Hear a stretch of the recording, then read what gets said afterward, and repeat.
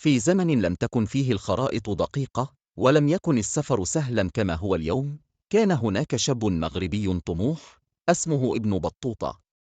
في عام 1325 عندما كان في 21 من عمره، قرر أن يترك مدينته طنجة خلفه وينطلق في رحلة طويلة إلى مكة للحج، لكنه لم يكن يعلم أن هذه الرحلة ستستمر 29 عاماً، وستأخذه إلى أبعد بقاع الأرض، من الصحراء الكبرى إلى الهند والصين.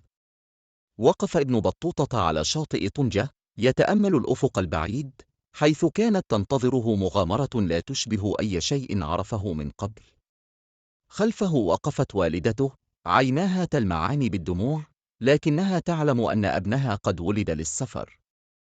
يا بني، طريقك مليء بالمخاطر، لكني أعلم أن الله سيرعاك، قالتها بصوت مملوء بالمحبة والقلق، قبل أن تعانقه للمرة الأخيرة. ابتسم ابن بطوطة وعيناه تلمعان بالحماس. كان قلبه ممتلئا بالشوق لاكتشاف العالم، فركب جمله وانطلق مع قافلة الحجاج، غير مدرك أن هذه الرحلة ستغير حياته للأبد. كانت الرمال تمتد بلا نهاية، والشمس تحرق الأرض بلا رحمة. مع كل خطوة كانت القافلة تتقدم عبر الصحراء الكبرى، كان العطش والتعب ينهشان المسافرين، لكن ابن بطوطة كان مؤمنا أن كل مغامرة عظيمة تتطلب صبرا. وفي إحدى الليالي، وبينما كان الجميع يحاولون النوم تحت سماء الصحراء المظلمة، هاجمتهم عصابة من قطاع الطرق. صرخات ودماء، صليل السيوف، ورجال يسقطون واحدا تلو الآخر. كان ابن بطوطة يقاتل بشجاعة، لكن الخوف كان حقيقيا. نجا ابن بطوطة بأعجوبة، لكنه تعلم درسا قاسيا: السفر ليس دائما مغامرة ممتعة، بل قد يكون صراعا من أجل البقاء.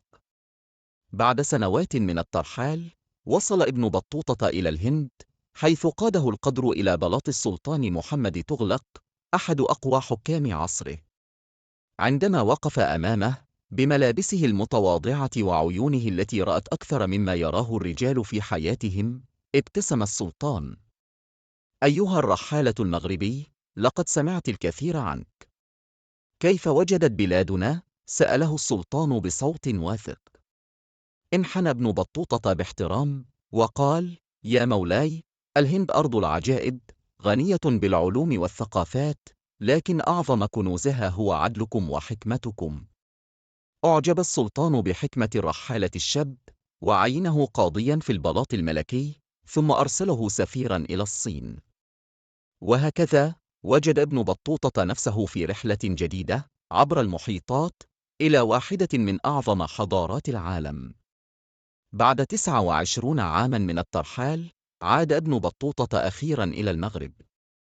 عندما دخل مدينة طنجة، لم يكن الشاب الذي غادرها قبل عقود، بل كان رجلا يحمل في قلبه حكايات من كل بقاع الأرض.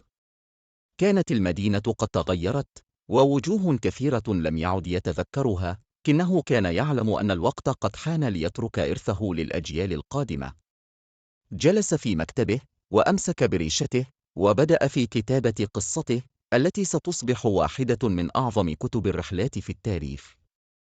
تحفة النظار في غرائب الأمصار وعجائب الأسفار.